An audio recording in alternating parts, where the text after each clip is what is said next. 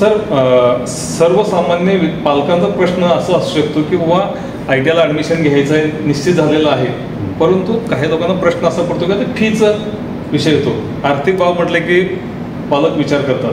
तर एक सर्वसामान्यांना माहिती पडेल असं तुम्ही सर फी स्ट्रक्चर काय असेल ITI ते सांगा. नाही, खूप छान आहे. हा जिव्हाळ्याचा प्रश्न आहे सर्वांच्या, कारण शेवटी पैशाचं सोंग आणता येत नाही. आणि मी अत्यंत आनंदाने हे सांगू शकतो आणि अभिमानाने सांगू शकतो की ITI हा सर्वसामान्यांचा विचार करूनच फीचं स्ट्रक्चर गव्हर्नमेंटनं ठरवलेलं आहे. सरकारी संस्थेत कमीत कमी 900 आणि जास्तीत जास्त आपली सर ITIची फी 3650 आहे.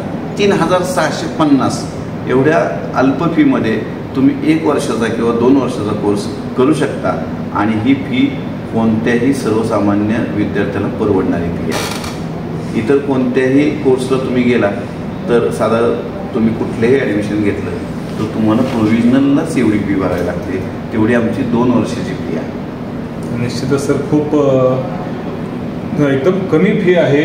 अतिशय माफक दरामध्ये विद्यार्थी 2 वर्षाचा किंवा 1 वर्षाचा ITIचा कोर्स करतो आणि हा कोर्स करून स्वयंरोजगार त्याला करण्याची संधी आहे किंवा कंपनी रोजगार करून स्वतःचा उदरनिर्वाह करण्याची संधी त्याला अतिशय कमी कालावधीमध्ये मिळू शकतं. ही खूप मोठी गोष्ट आहे.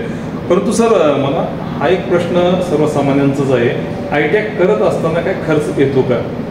नाही, ITI करत असताना एकतर आपण फक्त स्टेशनरी, वह्या, पुस्तकं याचाच खर्च आहे. बाकी कुठलेही छुपे खर्च ITIच्या फी व्यतिरिक्त आपल्याला येत नाही.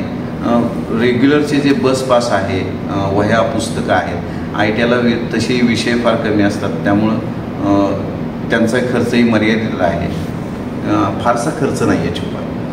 Thank you sir. सरांनी सांगितलेलं आहे की ITIमध्ये प्रवेश घेतल्यानंतर प्रवेश घेत असताना 3650 रुपयेपर्यंत फी आहे. त्याच्या व्यतिरिक्त स्टेशनरी असेल, युनिफॉर्म असेल याच्याचकरिता आणि रेग्युलर म्हणजे दैनंदिन खर्च, त्याचं काय खाणं पिणं राहणं हा खर्च येऊ शकतो. छुपे असे खर्च नाही आहेत. छुपे खर्च नाहीत. किंवा बाहेर आपण प्रायव्हेटमध्ये प्रवेश घेतल्यानंतर अनेक वेळा वेगवेगळे गोष्टीच्या ह्याच्यामध्ये फी पैसे मागितले जातात, तसं गव्हर्नमेंट ITIमध्ये होत नाही. ही चांगली गोष्ट आहे सर. आज सरांनी खूप चांगली माहिती दिलेली आहे. या ठिकाणी सरांनी अतिशय वेगवेगळ्या प्रश्नांना, सर्वसामान्यांना पडणाऱ्या प्रश्नांचं उत्तर त्याने समर्पक अशा पद्धतीने दिलेलं आहे. आता सध्या ITIचं ॲडमिशन प्रोसेस सुरू आहे आणि यामध्ये सहभागी घेण्यासाठी किंवा ITIला प्रवेश घेण्याकरिता वेबसाईट आहे. ती वेबसाईट अशी आहे की www.admission.dvet.gov.in या ॲडमिशन पोर्टलवरती जाऊन ऑनलाईन अर्ज करून त्याची प्रिंट काढून संस्थेत मी जवळच्या ITIमध्ये जाऊन तो फॉर्म निश्चित करायचा आहे. निश्चित केल्यानंतर परत ऑप्शन फॉर्म भरायचे, ट्रेड निवडायचे आहेत आणि फॉर्म भरण्याची शेवटची तारीख ही 26 जून आहे. हे सगळ्यांनी लक्षात ठेवायचं आहे. त्याचबरोबर 27 तारीख ही लास्ट, 27 जून हे कन्फर्मेशनची लास्ट शेवटची तारीख आहे आणि 30 जूनला प्रोव्हिजनल लिस्ट लागणार आहे आणि 3 जुलैला अंतिम गुणवत्ता यादी जाहीर होणार आहे, प्रदर्शित होणार आहे आणि त्यानंतर 10 जुलै ते 15 जुलैच्या दरम्यान प्रथम फेरी सुरू होणार आहे.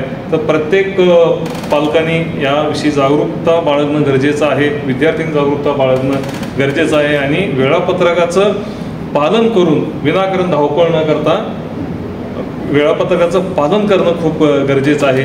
आज या ठिकाणी SKP ITI कट्ट्यामध्ये संतोष गुरव सर येऊन अतिशय चांगलं मार्गदर्शन केले. त्याबद्दल सर आपलं मनपूर्वक धन्यवाद. आभार. मी विद्यार्थ्यांना आणि पालकांना पुन्हा एकदा नम्र आवाहन करतो की कोणत्याही भपकेबाज किंवा खर्चिक शिक्षणाकडं आपल्या कर्ज काढून आपल्या पाल्याला पाठवण्यापेक्षा ITIला तुम्ही विद्यार्थ्याला ॲडमिशन द्या, त्याला कुशल कारागीर बनवा, त्याला स्वयंरोजगारासाठी प्रोत्साहन द्या आणि स्वतःच्या पायावर लवकरात अल्पावधीत उभं करण्यासाठी पालकांनी विद्यार्थ्यांना प्रोत्साहन द्या. ही काळाची गरज आहे.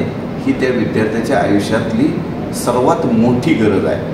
कारण सध्या जो जमाना आहे तो कौशल्याचा जमाना. कौशल्य असेल तर कौतुक होईल, हे कायम लक्षात घ्या. ते सर्वकालीन त्रिकालावधीत सत्य आहे. धन्यवाद. धन्यवाद सर. परत एकदा प्रेक्षकांना सांगू इच्छितो की मी ITI म्हणजे कौशल्यावर आधारित प्रशिक्षण आहे. त्याला प्रशिक्षण म्हणतात, शिक्षण नाही, प्रशिक्षण आहे. हे प्रशिक्षण घेऊन ही कौशल्य आत्मसात करून करिअर करण्याचं, अतिशय कमी वेळात करिअर करण्याचं एक संधी आहे. या संधीचा लाभ सर्व प्रेक्षकांनी घ्यावं असं मी या ठिकाणी आवाहन करतो आणि या ठिकाणी थांबतो. धन्यवाद. थँक्यू. धन्यवाद सर.